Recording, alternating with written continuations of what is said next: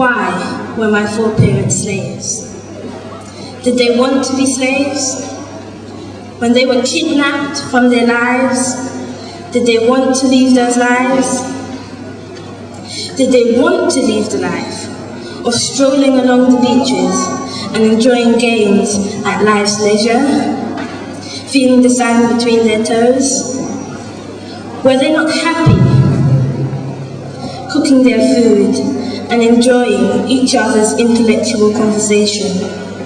Was it unpleasant for them to wake up each morning to wonderful sunshine and the sweet-smelling lands? No, of course it wasn't. When the Pellmen came, shooting their guns, frightening men, women, and children alike, that was terrifying. When old people were whipped and bled to death, that was terrorizing. When civilized humans were forced to live for months underneath those slave ships and stuffed below deck like sardines in a can, that was torture. When sickness, disease, and suicide was all some longed for to end their existence, that was evil. More than 1 million kidnapped Africans were thrown overboard for various reasons. That was genocide. Terror was instilled into my people, cruelly and in an inhumane way, because the slave owners were in it only for the money and did not care for the well-being of these Africans. When the number of enslaved people from the Caribbean and the Americas dropped significantly, slave masters sought other places in Africa where they could kidnap and capture more innocent people for their devilish schemes and economic gains. Was this fair to any of these people? To be kidnapped, ill-treated, and terrorized out of your worst nightmare, and then beaten because the overseer on the plantation felt like it? We survived. Yes, we the descendants are here today. That is because Nubian people have strong spirits and goodwill. They sang songs, prayed, and kept their heads up against the oppressors who could not succeed in keeping their spirits down. They knew things would get better in time. They just had to wait for their chance. And that is what they did. Some escaped, and some waited to the abolition of slavery. We built lives for ourselves, despite being penniless. Racism was heavier than ever, but we were free. When most people speak of slavery, they say, what is in the past is in the past, the future is more important. They will not take the blame for what their ancestors did to us. They act like we should just forget it. Let me ask you, did the Jewish forget about the Holocaust? Will the Americans forget about September 11th? So why should we forget about being enslaved? Why should we forget about terrorism? Why should we forget about being kidnapped? Why should we forget about rape? Why should we forget about genocide? I ask you, why should we forget about slavery? More than 20 million people were killed during slavery, 99% murdered, yet we have not been compensated. $1.25 billion have been shared between Holocaust survivors, offspring and spouses. To this day, thousands of Jewish people continue to receive thousands of pounds to account for the belongings their parents left behind in Germany when fleeing the Nazis and the Holocaust. More than 20 million black people were killed during slavery, not to mention those murdered as a result of slavery, and yet not a penny has been divided between us.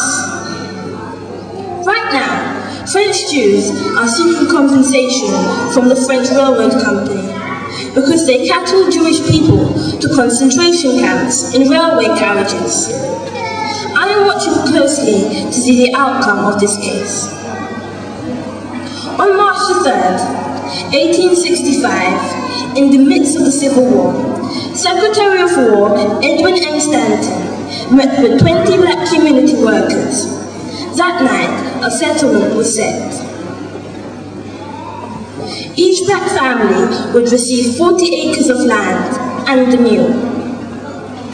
When Lincoln was assassinated, this settlement was retracted, leaving these former slaves' lives once again moneyless. However, slave owners were compensated for their losses due to the abolition of slavery. Slavery was so accepted that slave owners were like tradesmen today, and their loss of slaves was like a plumber being compensated for having his tools confiscated. This mentality was, and still is, extremely insulting and outrageous. 10 people from America are suing Lloyd's, London's oldest insurance company, whom are responsible for insuring slave owners and their slave ships. Lloyd's say they are not responsible for something that happened long before the company's current owners were born and the prosecutors were born. People like Barclays, one of England's oldest banks, also funded slave masters and their slave ships. To this day, the Queen and her representatives have not apologized for their parts in slavery, yet they continue to live comfortably due to slavery. Some feel it's not right for descendants of slaves to collect compensation as they themselves were not slaves. So how is it okay for descendants of slave masters to still benefit from their ancestors' wrongs? If we cannot be compensated to better our lives, why can they better their lives with the money of our foreparents' backs? Why is it slavery has never been acknowledged as terrorism? Slavery was and still is the biggest atrocity of the human race. Those monstrous acts still leave lives shattered today. The Queen, or anyone with the internet, can trace her white or black ancestors pre-slavery. Descendants of enslaved people find it almost impossible to do this, as we have no or extremely little detail of our ancestors. Unless we are fortunate enough, like Alex Haley, to have those details passed down to us through generations. It's not about the money, it's about the principle. The world needs to wake up and realize that slavery was a mass genocide, 1 million holocausts, 1 million September 11th, 1 million 7/7s. It was the biggest enormity with vicious acts and cold-heartedness the world has ever seen. Yet the world turns a blind eye. Life has definitely changed for black people as a race and as a culture. This time it has changed for the better. However, the slave trade still has an impact on lives today. Look at Liverpool. Racism began because of one race feeling superior to another. Due to slavery, white people felt they were superior to black people because we were only slaves. Institutionalized racism still exists right here today. Look around you. Liverpool has beautiful architecture and wonderful buildings that are here as a result of the wealth the slave trade brought to Liverpool.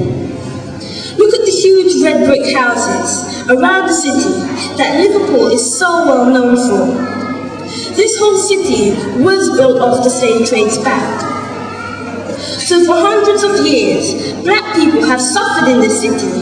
Why is the only building we as a community have the Caribbean Centre?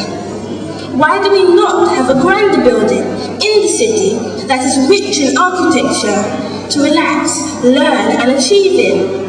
For black people to bring their families and friends of any colour to enjoy. My people were never slaves, they were enslaved.